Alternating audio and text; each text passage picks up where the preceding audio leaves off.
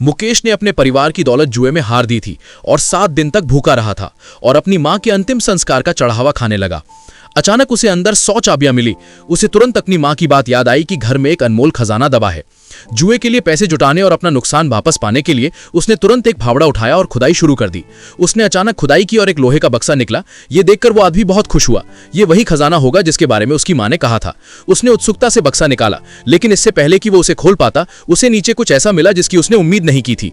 एक जहरीले सांप को देखकर वो चौंक गया। उसने अचानक अपनी मां की यादगार पट्टिका पकड़ी और उसे ताबूत पर पटक दिया, लेकिन सांप मरा नहीं, बल्कि वो उस पर झपटा। डरकर वो आदमी अपनी मां के ताबूत की ओर भागा। सांप किसी तरह अंदर घुस गया था। ये देखकर आदमी ने सांप को भागने से रोकने के लिए जल्दी से ताबूत का ढक्कन बंद कर दिया। इस मुश्किल के बाद वो आदमी प्यासा और प्यासा था। वो पानी के टैंक की तरफ भागा और खूब पानी पिया, लेकिन अगले ही पल उसे एक अजीब ताकत ने अंदर खींच लिया। उसने सोचा भी नहीं था कि पानी के छोटे से टैंक में इतनी छिपी हुई जगह होगी। इससे पहले कि वो कुछ समझ पाता क्या हो रहा है, ये समझते ही पानी के नीचे एक ताबूत दिखाई दिया, जिसके पीछे उसकी मरी हुई मां उसके सामने खड़ी थी। डरकर वो आदमी पागलों की तरह तैरने लगा और आखिरकार पानी के टैंक से बाहर निकलने में कामयाब हो गया।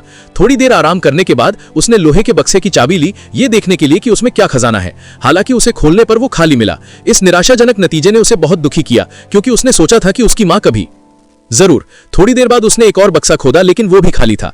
बिना रुके वो खोजता रहा और भी बक्से निकालता रहा, वे सभी खाली थे। थक कर वो आदमी लेट गया और सो गया। जब वो उठा तो उसने खुद को पूरी तरह अंधेरे में पाया। लाइटर जलाकर उसने देखा कि वो एक ताबूत में लेटा हुआ है। डर के मारे उसने अपनी पूरी ताकत लगाकर ताबूत का ढक्कन खोला और नीचे कूद गया, लेकिन इससे पहले कि वो सांस ले पाता, उसने पास में अपनी मां के रोने की आवाज सुनी। मुड़कर देखा तो वो हैरान रह गया। उसकी मरी हुई मां जिंदा हो गई थी। अपनी आत्मा की गोली से पहले कागज